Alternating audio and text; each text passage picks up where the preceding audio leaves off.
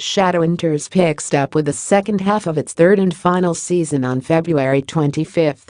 The Season 3A finale was jaw-dropping from start to finish. The finale moments revealed that Clary was gone, and Simon told Jace that he had killed her. Well, we all know that Clary is alive, but Simon doesn't know that yet. Simon is going to be really struggling with what he thinks he did in the premiere. I think the guilt is eating him up inside, and he wants nothing more than to get rid of it at any cost, Todd told us exclusively. The same can be said for Jace, who was possessed by the owl, thanks to Lilith, for the majority of last season. We've seen Jace go through a lot of low points, but this might be his deepest cavern that he's been in yet because all of what went down at the end of the last 3 episodes, Darren said. Even though it wasn't really his fault, he feels now complicit in all of that. That's going to drive him to see what he can do to make it right. While it doesn't look good for Clace at the moment, Todd promises fans that these last 10 episodes will be full of epic Clace moments. There's a lot of obstacles because Clary's going through a lot, as Jace did in the previous season, but the good news for Clace fans is that they will finally be able to rejoice. After all this struggle, we definitely allow their love to shine through, and even during this struggle I think people are really going to enjoy it. There's a lot of beautiful moments between them, a lot of really romantic stuff ahead, even though it's clouded in issues. This is Shadowhunters. It wouldn't be Shadowhunters if there wasn't issues.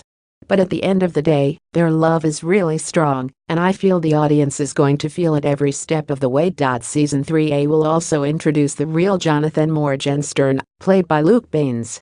The previous version of Jonathan that we saw was Sebastian Verlaque, and he was in the skin of Sebastian Verlaque. Well, Tudor did an amazing job with that, Darren continued.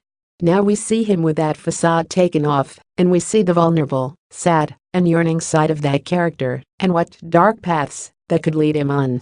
Todd added, Luke Baines is outstanding. He brings great nuance and great detail to the character that I think is amazing. Another major change is a magicless Magnus. He gave up his powers to save Jace, and this loss is definitely going to impact him and Malak in the final episodes. So much of Magnus's identity for such a long time goes hand in hand with him having magic. The adjustment that he goes through, he has a really optimistic approach to it, but deep down it's something that's one of the biggest challenges he's had to go through, Darren teased. There are so many incredible fandoms on this show, and one of them is Sizzy. Todd revealed that Simon and Izzy's dynamic will be a focus this season, so Sizzy fans can rejoice. As we promised, it takes time to make it feel earned and real and deserved. This season, on an emotional level between those two characters, we really see the evolution, he said. It starts in episode 12 in a really exciting way, and it slowly builds. But it's not without complications.